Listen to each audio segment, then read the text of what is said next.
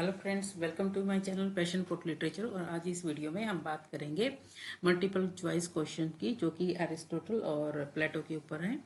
और जैसे कि मैंने लास्ट 2 वीडियोस बनाए हैं लिटरेरी क्रिटिसिज्म के ऊपर, जिसमें कि एक वीडियो प्लेटो के ऊपर है और एक एरिस्टोटल के ऊपर है। तो वो जो मैंने करवाया था, तो मैंने कहा था कि मैं साइड बाय साइड जो है आपके लिए एरिस्टोटल और प्लेटो के ऊपर जो अभी तक जो हमने कर लिए हैं उसके ऊपर मैं क्वेश्चंस लेके आऊँगी, ताकि आपको जो है क्लियर हो जाए कि एग्ज़ाम के अंदर क्वेश्चंस कैसे आएंगे। तो ये जो वीडियो है वो काफ़ी इम्पोर्टेंट है, तो इससे आपको काफ़ी हेल्प मिल जाएगी। और मैं स्टार्टिंग में ये बोल रही हूँ स्टूडेंट्स कि आप ये ना समझें कि ये क्वेश्चन बहुत ज़्यादा डिफ़िकल्ट है और जैसे आपने अभी तक किया है तो पेपर में आपको दिक्कत होगी। तो लेकिन आप एक बार कर लेंगे तो आपको ये ईजी लगेंगे और एक बार समझ में आ जाएंगे, तो फिर आपको कोई प्रॉब्लम नहीं होगी। और एग्ज़ाम में ऐसे ही टाइप के क्वेश्चन पूछे जाएंगे। तो होप करती हूँ कि ये आपके लिए काफ़ी हेल्पफुल रहेंगे। तो स्टार्ट करते हैं। और अगर आपने जो है मेरी लास्ट 2 वीडियोस जो है वो नहीं देखी हैं, तो आप पहले वो देख लीजिए, जिसमें मैंने प्लेटो और एरिस्टोटल को जो है कवर किया है। तो उससे जो है आपको लिटरेरी क्रिटिसिज्म का थोड़ा सा आइडिया हो जाएगा। तो उसके बाद फिर क्वेश्चन कर आप करेंगे तो आपको क्वेश्चन जो है वो उनमें दिक्कत नहीं होगी और आपको काफ़ी जो है वो इजी लगेंगे। तो स्टार्ट करते हैं आज की वीडियो। फर्स्ट क्वेश्चन इसमें है, the earliest piece of extended literary criticism that survives from classical antiquity is an agon or debate in the frogs of. कि बहुत earlier piece of extended literary criticism का बहुत पहले का जो एक पीस ऑफ वर्क है, जिसके अंदर जो है क्लासिकल टाइम पीरियड का है, उसके अंदर एक डिबेट है फ्रॉग्स की। तो फ्रॉग्स की एक डिबेट है, तो वो जो है वो किसका वर्क है, ये क्वेश्चन है। तो वो वर्क है होमर, प्लेटो, अरिस्टोटल या यूरिपिडेस का। तो इसका करेक्ट आंसर है सी, एरिस्टोफेंस। तो एरिस्टोफेंस ने एक जो है वर्क लिखा था फ्रॉग्स, जो कि काफ़ी जो लिटरेरी जो अर्लियर क्लासिकल एंटिक्विटी का है। तो इसका आंसर होगा, जिसमें उन्होंने फ्रॉग्स की डिबेट दिखाई है। तो इसका राइट आंसर होगा, ये वर्क था एरिस्टोफेंस का, आंसर होगा सी। नेक्स्ट है, नेक्स्ट क्वेश्चन है, who is the special literary target of एरिस्टोफेंस in frogs.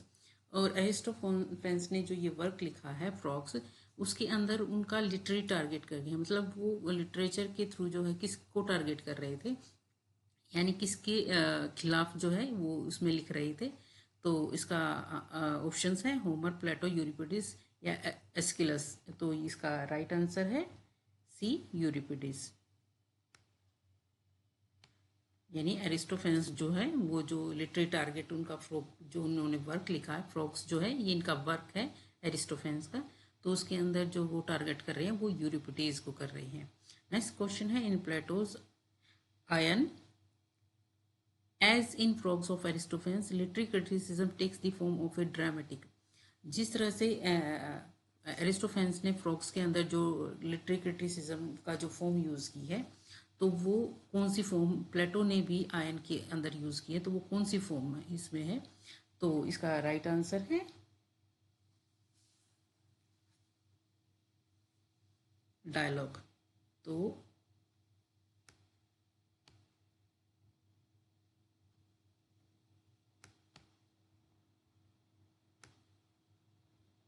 Dialogue जो है इसका राइट आंसर है। प्लेटो ने आयन के अंदर जो है ड्रामेटिक डायलॉग का यूज़ किया है, जैसे कि फ्रॉग्स के अंदर एरिस्टोफेंस ने यूज़ किया है। नेक्स्ट क्वेश्चन है question number 4, which English poet translated the ion and was deeply impressed by it. कौन सा इंग्लिश पोइट था जिसने कि आयन को जो है ट्रांसलेट किया है और इससे जो है बहुत ज़्यादा इम्प्रेस थे। तो इसका राइट आंसर है ए, शैली। शैली जो है उन्होंने आयन का जो है ट्रांसलेशन भी किया है और उससे बहुत ज़्यादा इम्प्रेस भी थे। नेक्स्ट क्वेश्चन है, in which of the following words of Plato a useful kind of right opinion is considered to all poetic persons.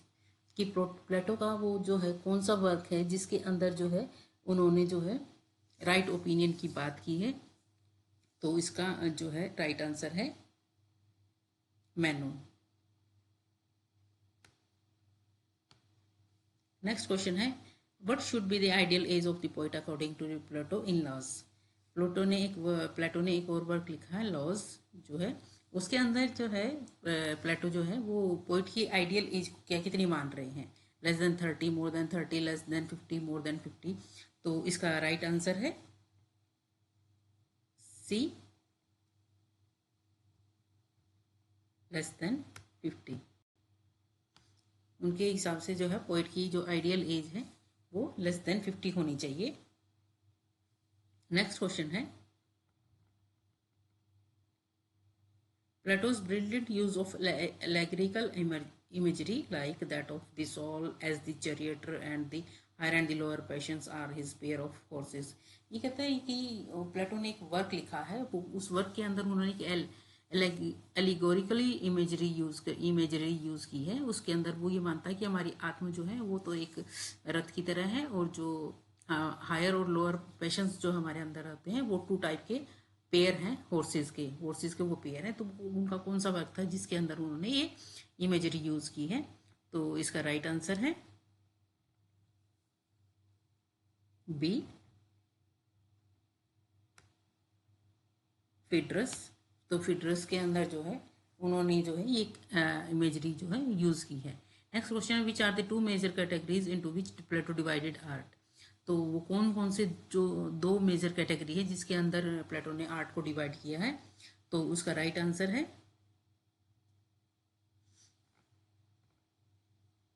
Executive and productive.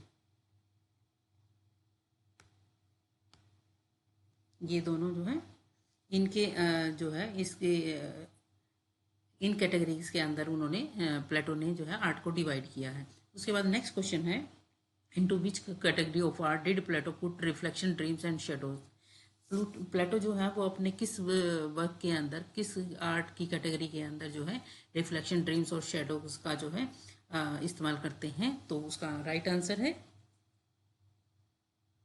Divine, option B divine जो है इसका राइट आंसर है।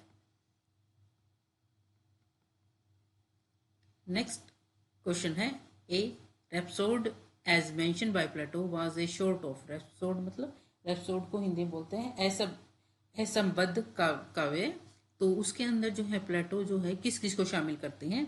तो उसके अंदर जो है प्लेटो शामिल करते हैं actor, college teacher of literature, a combination of the above two, a singer और एक्टर। तो उसका राइट आंसर है C, a combination of above two. Actor को शामिल करते हैं, कॉलेज टीचर ऑफ लिटरेचर को शामिल करते हैं। नेक्स्ट क्वेश्चन है, which of the following is one of the works of Aristotle. Which of the following is not one of the works of Aristotle. तो इनमें से कौन सा जो है वो एरिस्टोटल का जो है वर्क्स नहीं है। तो इसका राइट आंसर है डी, सिंपोजियम। जैसा कि मैं वीडियो में बताया था कि जो एरिस्टोटल है उनके वर्क्स जो हैं वो मेटाफिजिक्स भी इनका वर्क है, एथिक्स भी है, पोइटिक्स तो मोस्ट इम्पोर्टेंट है एरिस्टोटल का, लेकिन सिंपोजियम जो है ये वो इनका वर्क नहीं है, वो प्लेटो का वर्क है। नेक्स्ट क्वेश्चन है, which work of Aristotle has been called acromatic by Aristotelians, that is to be interpreted only with the help of the other and larger works। जो एरिस्टोटलियंस थे उनके हिसाब से जो है एक्रोमेटिक, कौन सा वर्क जो है एरिस्टोटल का एक्रोमेटिक है, इट मीन्स कि जिसको इंटरप्रेट करने के लिए बाकी और वर्क्स, लार्जर वर्क्स की जो है जरूरत पड़ेगी। तो ये उनका जो वर्क है वो है पोइटिक्स। राइट आंसर है सी, poetics.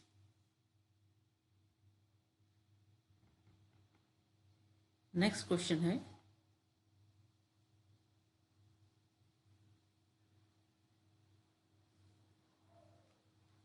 in which of his works Aristotle has distinguished between faults which affect a poem as such and those which do not। in which of his works, कौन सा Aristotle का ऐसा work है as distinguish between, जो कि जो है एक डिफ्रेंशिएट करता है बिटवीन फॉल्ट्स विच ये कौन कौन से फॉल्ट्स जो है एक पोइम को अफेक्ट करते हैं और कौन कौन से नहीं करते, ये जो डिफरेंस जो उन्होंने बताया है वो उनके कौन से वर्क के अंदर बताया है एरिस्टोटल के। तो इसका राइट आंसर है बी, पोएटिक्स। पोएटिक्स के अंदर उन्होंने बताया है। नेक्स्ट क्वेश्चन है, in Poetics Aristotle argued that poetry is more philosophic and more serious. ये कहता है अरिस्टोटल ने कहा है अपनी पोएटिक्स के अंदर कि पोएट्री जो है वो बहुत ज़्यादा फिलोसफिक है और बहुत ज़्यादा सीरियस है। किससे किससे कंपैरिजन करके उन्होंने बताया है। तो इसका आंसर है 14 का डी, हिस्ट्री से। हिस्ट्री से ज़्यादा फिलोसफिक है और उससे ज़्यादा सीरियस है। नेक्स्ट क्वेश्चन है, अकॉर्डिंग टू अरिस्टोटल, अरिस्टोटल के हिसाब से art finishes the job that nature leaves undone. क्या जो आर्ट है वो उस जॉब को कंप्लीट करती है जिसको कि नेचर जो है बिना ये पूरा छोड़ देता है, या आर्ट काउंटर एक्ट्स नेचर, या उसका साथ होता है, या फिर C and imitate the crude aspect of nature, या नन ऑफ द अबव, या इनमें से कोई भी नहीं है। तो इसका राइट आंसर है 15 का ए, आर्ट फिनिशेस। आर्ट वो चीज़ पूरा करती है जो कि नेचर जो है छोड़ देती है। इसका राइट आंसर है ये। नेक्स्ट क्वेश्चन है 16, regarding which of the following Aristotle said in Poetics that having passed through many phases reached its natural form and the end stop। कौन सा ऐसा work regarding which of the following Aristotle, Aristotle के हिसाब से poetics के अंदर क्या ऐसी चीज़ है जो कि having pass through many phases, जो बहुत सारे फेजेस से गुजरती है, रीच इट्स नेचुरल फॉर्म, ये अपने नेचुरल फॉर्म में पहुंचती है, एंड देयर इट स्टॉप, और ये वहाँ जाके रुक जाती है। तो इनमें से कौन सी ऐसी चीज़ है जिसके बारे में अरिस्टोटल ये बोल रहे हैं। तो इसका राइट आंसर है 16 का सी, ट्रेजेडी के बारे में बोल रहे हैं अरिस्टोटल। इन नेक्स्ट क्वेश्चन है, in Poetics Aristotle writes in a similar and restrictive sense the action of a tragedy is not longer than. Poetics के अंदर अरिस्टोटल कहते हैं कि जो ट्रेजेडी है वो लंबी नहीं होनी चाहिए। किससे लंबी नहीं होनी चाहिए, कितनी लंबी नहीं होनी चाहिए। तो इसका राइट आंसर है 17 का सी, 1 डे, यानी ट्रेजेडी का जो दिन है, जो टाइम पीरियड है वो एक दिन से ज़्यादा नहीं होना चाहिए। यानी ट्रेजेडी जो है एक दिन की जो है वो स्टोरी दिखानी चाहिए, उससे ज़्यादा जो है वो नहीं दिखानी चाहिए।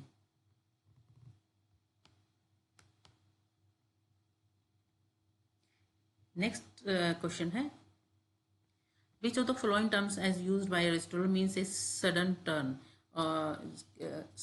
अरिस्टोटल के हिसाब से उन्होंने कौन सी टर्म यूज की है कि एकदम से, जब ट्रेजेडी के अंदर एक अचानक से एक जो है टर्न होता है, एक मोड़ आता है, तो उसके लिए उन्होंने कौन सी टर्म का इस्तेमाल किया है अरिस्टोटल ने।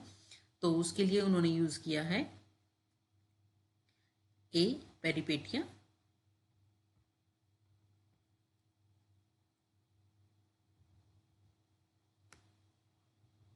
तो पेरिपेटिया ये जो है इसका राइट आंसर है। और स्टूडेंट ये जो टर्म्स होती हैं जो अरिस्टोटल ने यूज़ की है वो मैंने अपनी जो अरिस्टोटल से रिलेटेड जो मैंने वीडियो बनाया था उसमें पूरा अच्छे से एक्सप्लेन करके आप लोगों को बताया है कि किस टर्म का क्या मीनिंग है अरिस्टोटल के हिसाब से। तो अगर आपने नहीं देखे तो ये क्वेश्चन आपसे जो है वो देख लीजिए, क्योंकि उसके बाद ये क्वेश्चन जो है आपको ईजी लगेंगे, क्योंकि उनमें वो मैंने अच्छे से एक्सप्लेन करके बताया है। नेक्स्ट क्वेश्चन है, what is meant by an anagnorisis in Aristotelian vocabulary. तो एरिस्टोटल के हिसाब से जो है एनाग्नोसिस जो है उसका मीनिंग क्या है एरिस्टोटल के हिसाब से। तो उसका जो राइट आंसर है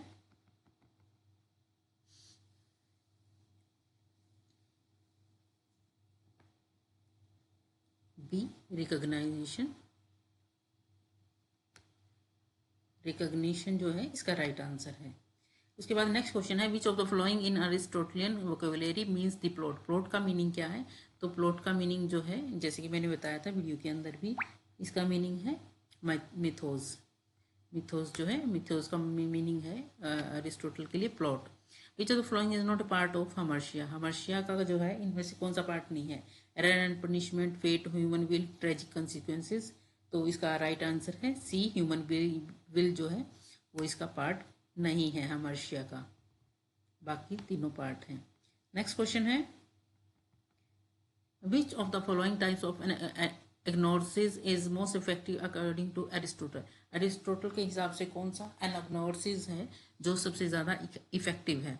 तो the scar discovered in the bath by Odysseus, उसके बाद है when Orestes make himself known to Iphigenia, और सी है द मैसेंजर इन ओडिपस, और डी है ऑल ऑफ द अबव। तो इसका राइट आंसर है D, all of the above. तो ये सारी चीज़ें जो हैं टाइप्स जो हैं वो एनाग्नोसिस के अंदर जो है वो शामिल है। नेक्स्ट क्वेश्चन है according to Aristotle the comedy consist of some defect और अगलीनेस विच इज, कॉमेडी जो है उसके अंदर शामिल होता कुछ कमियां या कुछ अगलीनेस होती है, तो वो क्या विच इज कौन सी है वो? नेक्स्ट 23 का है बी, नॉट फॉर पेनफुल, ऐसी कॉमेडी जो कि पेनफुल नहीं है, B. Whose character is a further developed of Aristotelian division of tragedy and comedy? वो कौन से कैरेक्टर्स रहे हैं जिन्होंने एरिस्टोटल जो है ट्रेजेडी और कॉमेडी को आगे और फर्दर डेवलप किए हैं? तो इसका राइट आंसर है थियोफेड्रस। ये जो है इन्होंने जो है इसको आगे और डिवाइड किया है एरिस्टोटली ने कैरेक्टर्स को। उसके बाद नेक्स्ट क्वेश्चन है according to Aristotle imagination, symbol and paradox are characteristics of. Aristotle के हिसाब से इमेजिनेशन, सिंबल एंड पैराडॉक्स जो है किसकी कैरेक्टरिस्टिक्स हैं? तो इसका राइट आंसर है ए, ट्रेजेडी की। ये ट्रेजेडी के जो है कैरेक्टरिस्टिक्स हैं।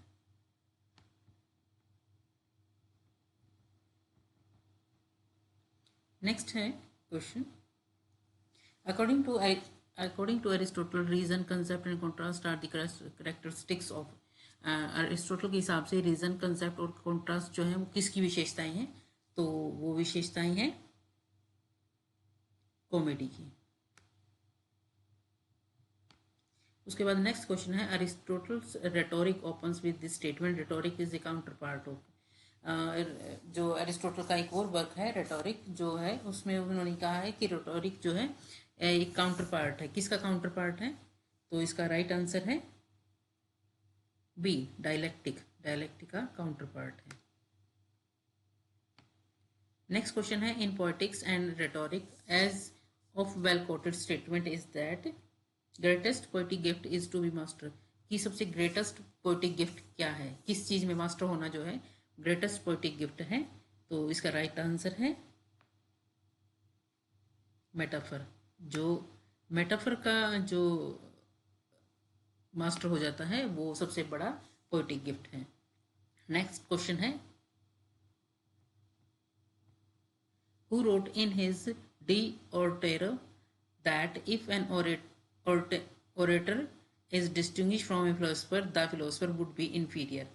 तो किसने अपने वर्क डी ओरेटर में लिखा है कि ओरेटर जो है वो डिस्टिंग्विश है फिलोसफर पे, और उसके बाद जो फिलोसफर है वो इन्फीरियर होता है। तो ये वर्क है, इसका आंसर है, राइट आंसर है सिसरो।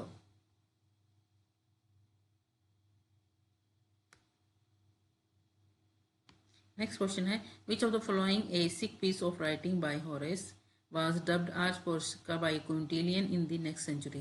कि जो है कौन सा होरेस का वर्क था जिस was dubbed as Porsica by Quintilian, जिसको फिर डब किया क्विंटिलियन ने आर्स पोर्टिका के लिए।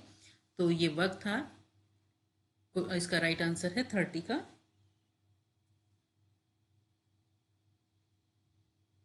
एपिस्ला एंड पिसोन्स। एपिस्लो एंड पिसोन्स जो है ये इसका वर्क था, जिसको कि जो है बाद में क्विंटिलियन ने आर्स पोएटिका नाम से जो है लिख दिया था, नेक्स्ट नाम दिया था। नेक्स्ट क्वेश्चन है which of the following is not one of the explicit instruction for literary union given by Horace in Ars Poetica. Ars Poetica के अंदर होरेस ने जो है आर्स पोएटिका लिखी, उसके अंदर which one of the instruction for literary union given, कौन सा एक पॉइंट था जो होरेस ने जो है इनमें से नहीं दिया था आर्स पोएटिका के अंदर? तो उसका राइट आंसर है B, no scene of the stage good और अगली। स्टेज से ऑफ जो है कोई भी सीन नहीं होना चाहिए, चाहे वो गुड हो और अगली हो। नेक्स्ट क्वेश्चन है which emotion should be express in iambus according to Ars Poetica. Ars Poetica के हिसाब से जो है कुछ कौन सा जो है कौन सा इमोशंस है जो एक्सप्रेस होना चाहिए अभ्यास के अंदर। तो इसका राइट आंसर है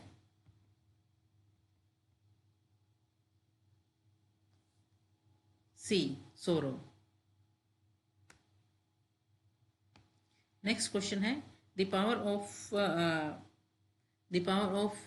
forming great conception inspired and vehement passion, formation of figure, noble diction, dignified and elevated composition are the 5 source of elevation according to। किसने जो है ये 5 पॉइंट्स दिए हैं पोइट्री के लिए कि नोबल डिक्स की फिगर ऑफ स्पीच होना चाहिए, बहुत ज़्यादा पैशन हो, स्ट्रॉन्ग पैशन हो जाने, फिगर्स होने चाहिए, नोबल डिक्शन होनी चाहिए, डिग्निफाइड एलिवेटेड जो है कंपोजिशन होनी चाहिए। तो ये 5 पॉइंट्स जो है किसने जो है पोइट्री के लिए दिए हैं, पोइट्री की फॉर्मेशन के लिए। तो इसका आंसर है लॉन्जाइनस। लॉन्जाइनस ने जो है ये 5 पॉइंट्स जो है वो दिए थे। और अब मैं नेक्स्ट जब क्रिटिसिज्म के अंदर लॉन्जाइनस को कंप्लीट कराऊंगी तो उससे ये आपको अच्छे से क्लियर हो जाएगा कि ये क्वेश्चन क्या है। who is in his youthful summation of Hellenistic doctrine the de-invention prescribe 5 parts of speech। किसने जो है अपने youthful summation of Hellenistic doctrine के अंदर जो उनका वक्त था डी इवेंशन 5 पार्ट्स ऑफ स्पीच जो है वो बताई हैं। तो इसका राइट आंसर है सिसरो। नेक्स्ट क्वेश्चन है who in the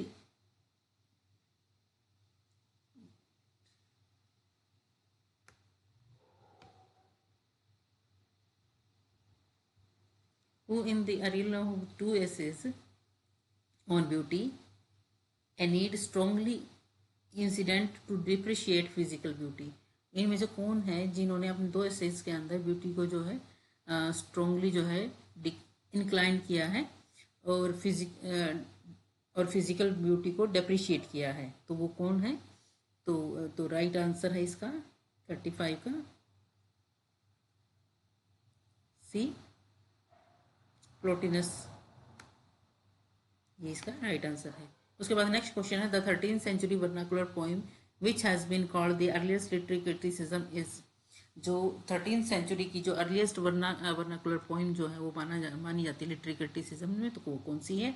तो इसका राइट आंसर है 36 का C, the owl and the nightingale. The owl and the nightingale. Who wrote a Latin next question है who wrote a Latin essay about 1300 AD defending vernacular poetry and de vulgar eloquentia। तो ये जो है कौन है जिन्होंने ये जो है ये वर्नाकुलर पोइट्री की जो है वो फेवर किया है? तो इसका राइट आंसर है दांते। दांते ने जो है वर्नाकुलर लैंग्वेज का जो है वर्नाकुलर पोइट्री का जो है वो फेवर किया है। तो ये स्टूडेंट्स जो हैं ये आज के क्वेश्चंस थे और ये जो क्रिटिसिज्म के ऊपर बेस्ड थे सारे के सारे।